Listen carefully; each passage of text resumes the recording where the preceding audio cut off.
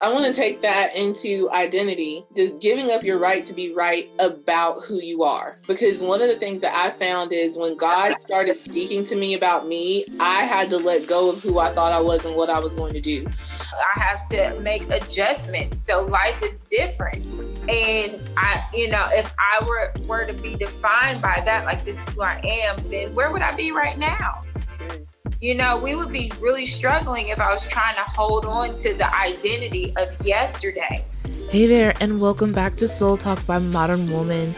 Soul Talk is where we as women gather to share stories about our lives and topics that are important to us as women so that we can create a space of solidarity where we can connect, listen, heal, grow, and thrive as sisters. When you listen, my hope, my heart is that I'm not alone out here living, owning, and loving who I am and living my best life. There are other sisters out here doing it with me, and we're gonna do it together. What? Right? Okay. So I am so excited to share this episode with you. This is episode 7. It is the 4th part, the final episode in series 2 about finding identity in love. And oh my goodness, I've had so much good feedback about this series. It has been so enriching and life-giving to me, to my friends and other sisters who are listening. So I just want to give another shout out to Wendy. Thank you so much for being so open and honest and vulnerable and sharing your story. Guys, I don't want to take away from the time that you have to listen to this episode. We are delving even deeper and getting even more real about accepting and knowing your identity so that helps make your life transitions easier. We can't hold on to what we do in any moment. What we do doesn't define us. Who God says we are defines us. And we're going to be talking about why it's so important to know that and how it makes your transition and your growth throughout life that much easier.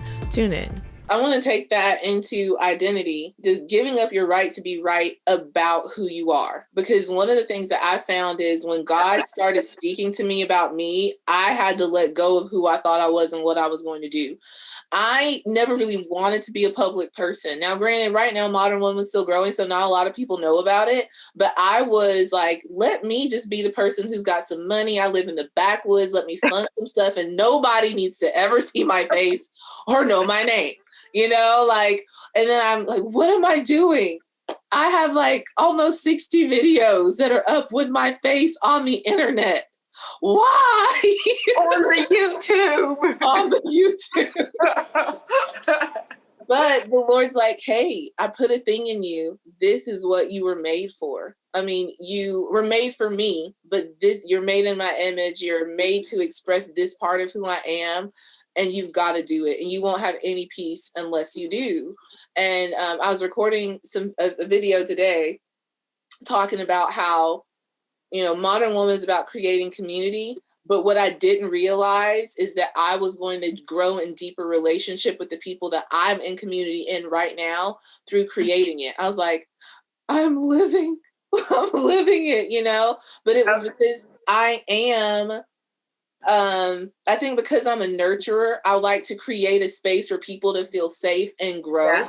And that's what Mdrn Woman is. But I didn't accept or believe that about me for a while, or that I could,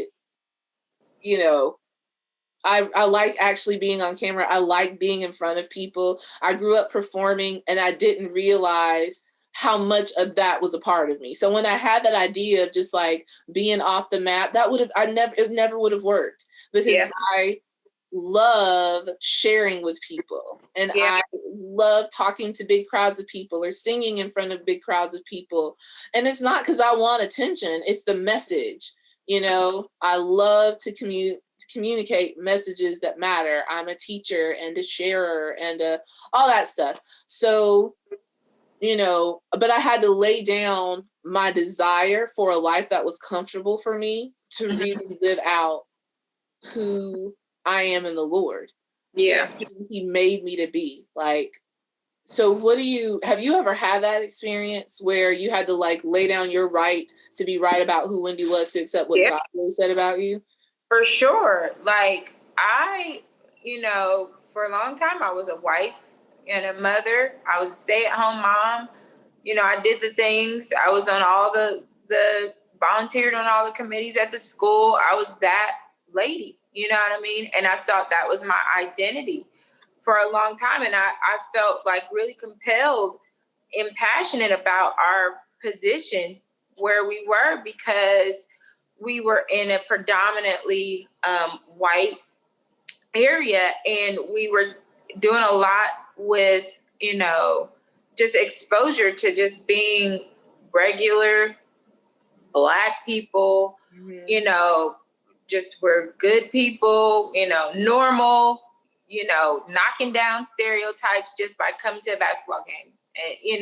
Because a lot of the people that we were around were from like small towns in the Midwest, and they had not really had any like experiences with African Americans or not. So knowing my kids, their kids playing with my kids, meeting me, that type of thing. Like that was like the whole, like that was my life for a long time.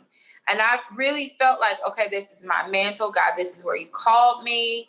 I'm serving here gladly, bringing in cupcakes and plastic spoons. And, I was just glad to do that, not being seen. I didn't care. I don't care about stuff like that. I just want to serve where the Lord puts me.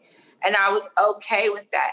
But it started to become my identity. And I think that's dangerous, where, when you take on your position or role of serving as who you are, that's not necessarily who you are. It's what you're doing. It's the tool God is using. You're a vessel for the expression of that in the earth. It may be that way for the rest of your life, but it may not be. The core of who you are is found in your identity in God, and it might change. So you have to be okay with, now I have a 9-to-5, which I had not worked a 9-to-5 since the early 2000s. You know what I mean?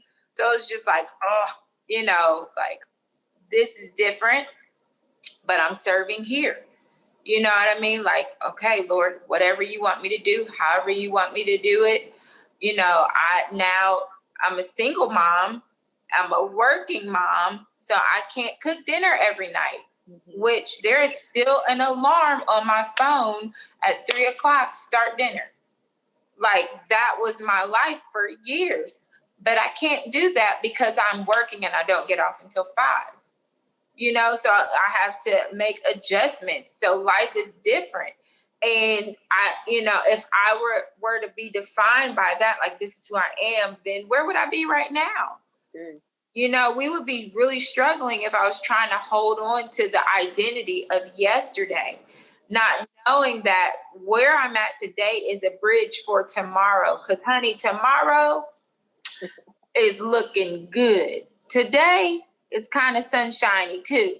But tomorrow is looking good, and I need the lessons and, the things that I am obtaining in this season right now for what's happening or what's going to be happening, for me in the near days to come. Hallelujah. That is beautiful, Wendy. So we're about to wrap up a little in just a second. But I wanted to share, so we were talking about the Lord and identity. I know we've thrown out some terms that people probably don't know, like scroll, what's in your scroll? When you said the 30 and the 60. Hey guys, if you're wondering what we're talking about, check out Kingdom Culture Inc. We can explain. We have a lot of great tools, university where we teach on a lot of scriptural things. But when we say scroll, we're talking about the book of your life. There's a scripture that Jesus said, I come in the volume. In the book, it's written of me to do your will, oh God. So God told the prophet Jeremiah that before he was born, God that called him to be a prophet. Yeah. And so essentially God wrote our stories. We are his workmanship, his craftsmanship. A craftsman has an idea of what he's creating before he starts. Yeah. So we also come in the volume of the book that is written of us. There's a scroll about your life, and God knows about who we are. And so a lot of what we talk about is from that point. So you know, Wendy, you and I both have very unique ways of walking with the Lord and having conversation with him. But I think from all of what we know of how each of us communicate and relate to God, that there are some scriptural principles that we can share on how to know what God thinks about you. Since God is the one who gives us identity and defines who we are to ourselves, what would you say to someone who's listening about just how to know what God thinks about you? What God says is my identity. If you were to say, when someone's like, how do I know what he's saying? I don't know. How do I know? You know, what would you tell them? Okay, so you're asking me, right? You're not. I know who I'm asking. You're not asking, you know, Brother John Pope over there. You're asking me, okay? Yes. So what I would tell them, because I do get asked this a lot. You know, obviously, the most Christianese answer would be, oh, it's in the Word. Find it, you know. Find scriptures. Here's a list of scriptures. Read these. Pray a little bit, and there you go. But for me, I would say that there's always something happening in your life that you are ignoring, that the Lord is really trying to tell you, I love you. I love you. Hey, I love you. Hello, I love you. And you have to take the time to listen to those still, small, subtle nudges of his love, because it literally is like it will eventually erupt into this just overwhelming geyser of just God's love, like just flooding you and overwhelming you. But you have to start with the small invitation of, I know it's cheesy, but he woke you up today. Yeah. Or you have food. Just start thanking God. For me, it started with gratitude. Anytime I feel overwhelmed or frustrated, you really have to just, okay, I'm grateful. You know, I am grateful. I've seen a lot of death around me, a lot of hardship, just for no reason, but I'm grateful. So starting there, acknowledging him, sitting in his presence, allowing him in those whispers to talk to you, and then stay in that whisper. You have to stay there. Do not be distracted by like things that are happening, you know, around us in life and on social media and in politics and all of what is going on. Shut it out. Mm-hmm. Stay in that moment. Be present with God and allow Holy Spirit to just minister to you. It really works if you let it, because we come from God. So something in us already knows what to do and how to respond to him when he's talking to us. We just shut it down because we don't have like the confidence, you know, to believe that this is really working and God really wants to talk to you. He does. He really wants to talk to you wherever you are. So that is what I would say, and allow it to grow. Obviously, you know, his word is going to come into play. He's going to speak. When he speaks to you, you know, he sends his word, which can be confirmed in the Bible, you know, in his word. So take time in those moments, whatever he gives you, sit there and don't say no to it. I literally got reprimanded maybe 2 weeks ago about a sign that the Lord keeps showing me about a particular situation. Like he told me something was going to happen and it has yet to happen. But every day he shows me a sign with the word on there. Wow. Like every day at the same time. And I'm like, I get it. You know, like I'm driving this certain route. I'm going to see a sign or this, you know, transportation, and where I am is pretty, you know, like clockwork. You know, I live in the Midwest. There's a lot of farms and trucks and stuff like that. So it's usually the same, you know, types of vehicles and things. But every day there is, you know, this one particular like truck or vehicle with this word on there that reminds me of, it's just one word, every day. And, you know, I'm like, this means nothing. They're on their schedule. It's no, you know, like whatever, Lord. I got reprimanded because he was like, I literally rerouted your schedule so that every day you would drive by this particular intersection and see the same thing every day, to know that what I told you was from me.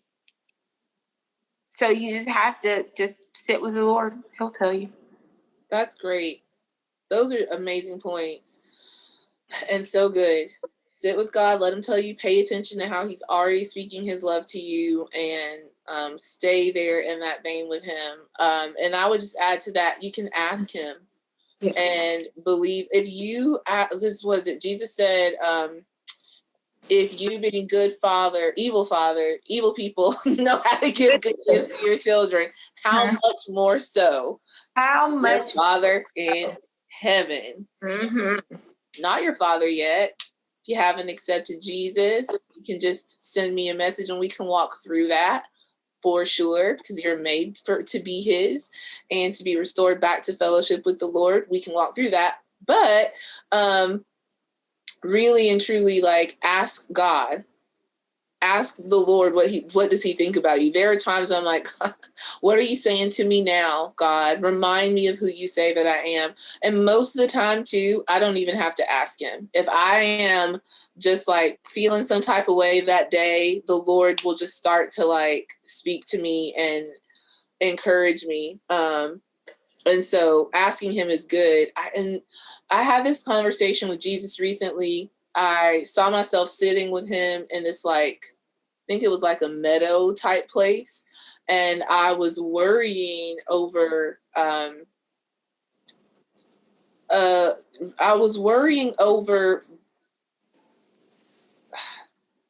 if someone liking me. Like, I don't even know if it was a particular person, but it was just like, will they like me? Will they think I'm cool or whatever?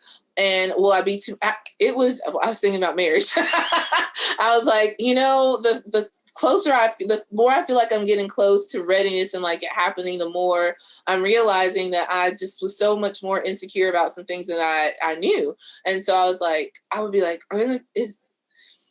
what if they think I talk too much? And Jesus was like, I love hearing you talk. I love talking with you. I like hearing what's on your mind.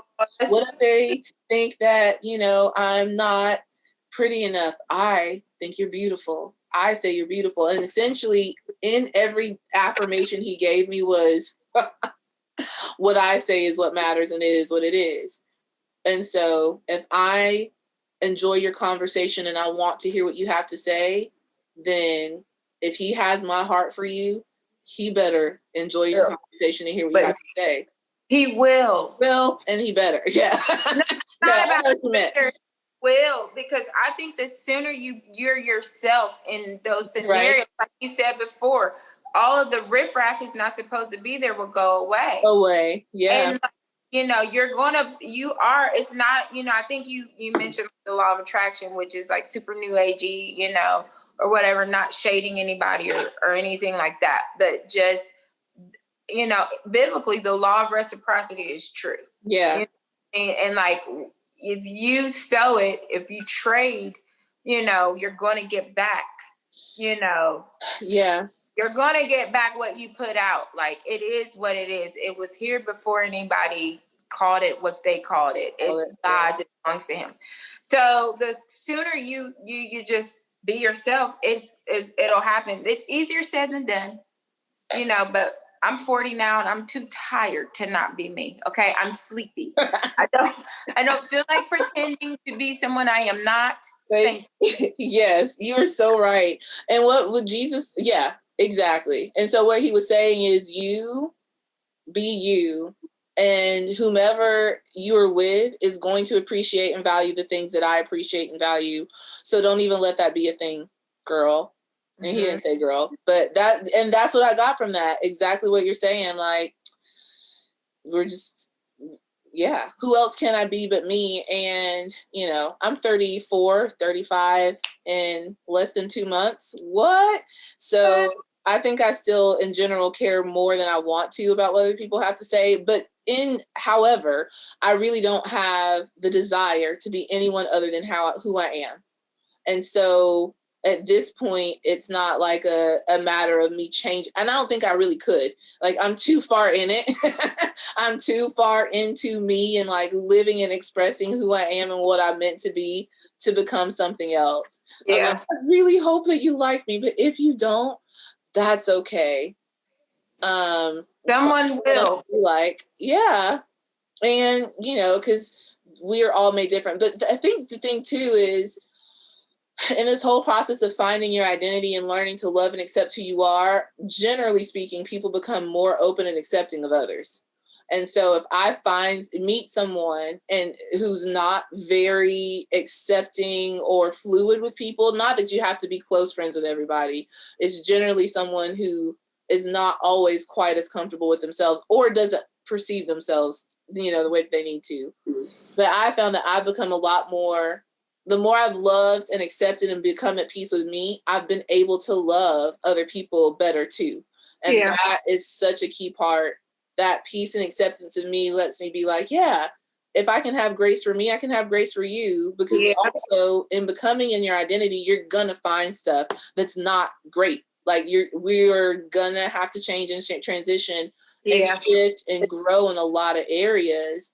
And there just has to be grace. I've learned am learning still, how to have grace for my weak areas. Like learning to love and embrace Alicia and her identity means I have to see where I'm not living up to who I'm meant to be, but having mercy and love and compassion for myself, and just realizing I can't do that change job. The Lord's got to. My job is to surrender to him. But then that gives me so much more grace for other people. And then because I don't have such high expectations of people, I have much better relationships with them. Yeah. It's like this whole beautiful thing of learning to find your identity in love. Yeah.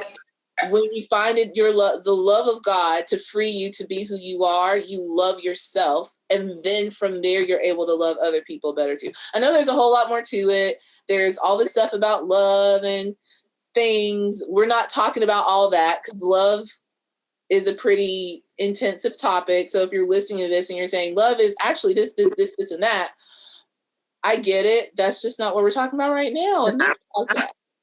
Because you could literally talk about the topic of love in and of itself for forever. So forever. You're right.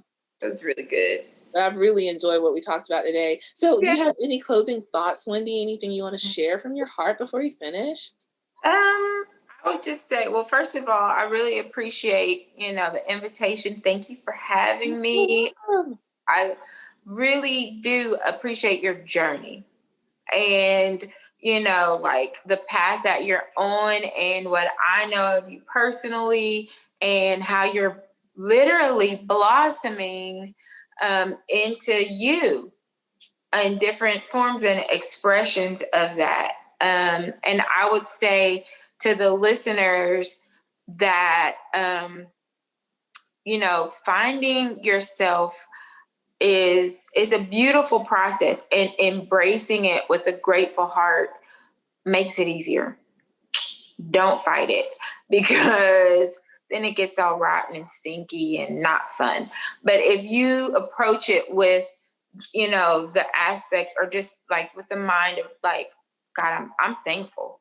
I am thankful. You open up a whole world for yourself that just allows God's love to just come in and, protect you and guard you and do all of the things that love does for you. So that's all I would say. That's beautiful. Thank you, Wendy. Yeah. So think this has been a fun conversation. Totally not what I expected, though. We did go over everything I wanted to make sure we touched on, but we went over so much more. Yay! So good. So thank you so much, Wendy, for being a part of the conversation, for being a part of my life and my story. I'm glad that we got to share ours today. And yeah, everyone, thank you all for listening in, tuning in. We will be back in March. Have my friend Melanie come in, and we're going to be talking about, well, I'm not going to say we're talking about yet because I want to set it up a little bit better. Okay, I can't help myself. I'm going to talk about it. We're going to talk about, so March is Women's History Month, and so we're going to be talking about the history, the narrative of women throughout history, and how it's shaped our perceptions of who we are, and where that's been great and where it's been rotten, and we need to rewrite the script. All right, so that's what we're talking about in March. All right, love you all. Thank you so much for joining, and we will catch you in the next episode. Bye, y'all. Wow, my heart is so full.